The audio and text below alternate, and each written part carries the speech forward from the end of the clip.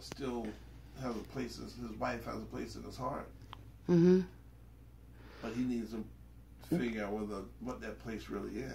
Is he a rescuer? He is. So is it really love or is it guilt? Guilt. I think it's guilt. If it's guilt, then no one... Because he's always saying, I could have done something different. You know, what if I missed something? And, you know, he's just like I was before with Tony. Okay. You know, okay. That's my husband. You don't stop. Nobody else is there for him. Right. You know, and he's kind of like that. He's accepted the fact that, you know, for the first 10 years it was good. And he's been with her about 23. So how does he find his rope? Like, how does he let go of that? And he sees her daily, almost right across next door. Oh. In his family's house that he gave over to her because when they got divorced, he didn't know she was married. They have kids? One, older. She's 20. She moved out. And so he lives by himself, right beside the wife who brings the boyfriend over. And he has to come home and drive around that vehicle to pull in his driveway.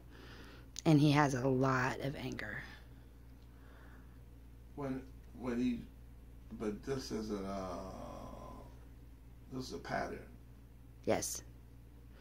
Every time he starts seeing a girl, yeah, and she puts anything on Facebook or whatever, and where he thinks it's going good, then she comes back.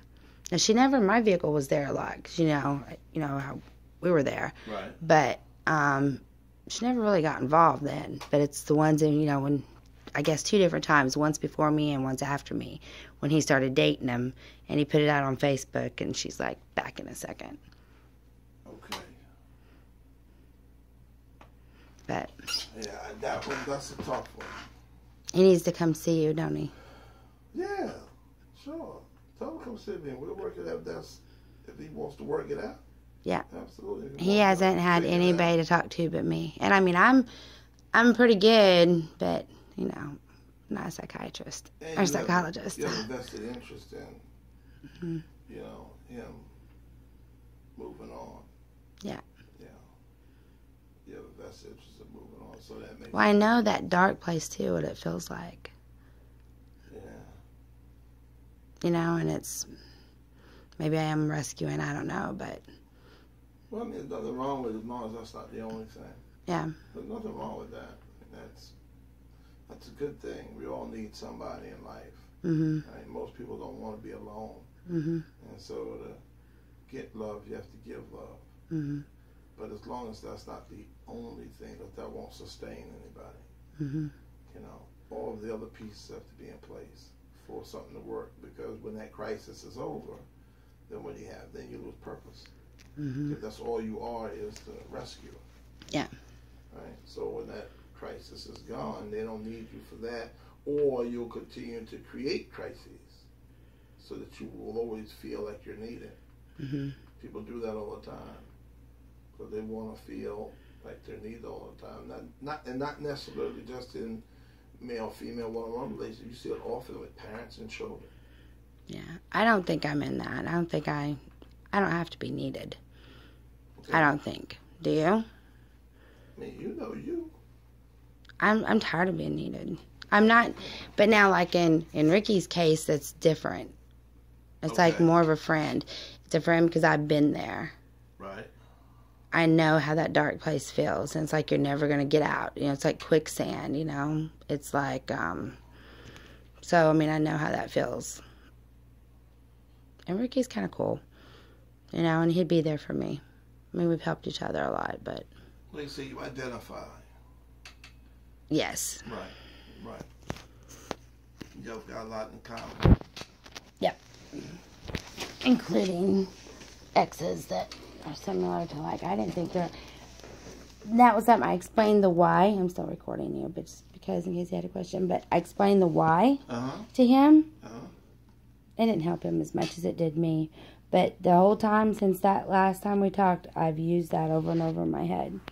That we're just wired different. That's what I told you I couldn't get past why, or no, how he could do it. Right. And you said because people are just wired differently. Yes. Yeah. And that's why I can understand it. Absolutely. But I'm past that. You understand that, because you're not wired that way. Yeah. Yeah. But I'm past that. I don't even care anymore. The only thing that still bothers me sometimes, and then it's just like consider the source, but it's the fact that he put some skanky freaking herpes, I'll just stop there, person above me. That part still bothers me. Gotcha. You know what I'm saying? Yeah. Like, yeah. You know, like if somebody else gets a position at work, the promotion, and you don't get it, you're going to say, well, what skills do they have that I should have? Or, you know, what do I need to do to improve myself so I can get that position next? Right. Okay, I truly feel, and I know we're not supposed to feel this way as Christians, but I truly feel that I am on a much higher level of life than she is. Right on. So why? And she is like on the ground with the roaches. Gotcha. And he chose the roaches. So why did he choose to downgrade, in your opinion?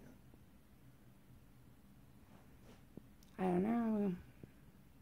Well, sometimes people don't think they belong at a certain level anymore, or the level that they're at has too many requirements, too many obligations. They don't want them anymore. So they want to be in a place where they don't have the obligation they had at that level. Because we all hold people as standards, especially spouses, right? So one of the things that happens to people that cheat is that that other person doesn't hold on to any kind of standard. Or at least not the same standard. Can't get this thing to print. Are you doing, how many are you doing? 1 or 3? 3, but I already printed one. I can't get it print the rest of them. So you don't think I've gone crazy yet? No. If I ain't gone crazy after all this, I'm good. Are you sure you're going to let me read my records one day? Huh? You going to let me read my records one day and see if you put crazy? I can only imagine what you put in my records. Read them. They ain't going to say you crazy. I'm concerned. You are completely in touch with reality. Well, let me make sure. Am I still recording? Yeah, I was still recording on that. Good. Okay. Even the crazy stuff. What about the crazy stuff? You know, my friend who sees dead people. See, I'm still. Yeah, yes, you're absolutely fine. See there, I'm about to cut that part. How is she doing, by the way? She's doing really good, actually.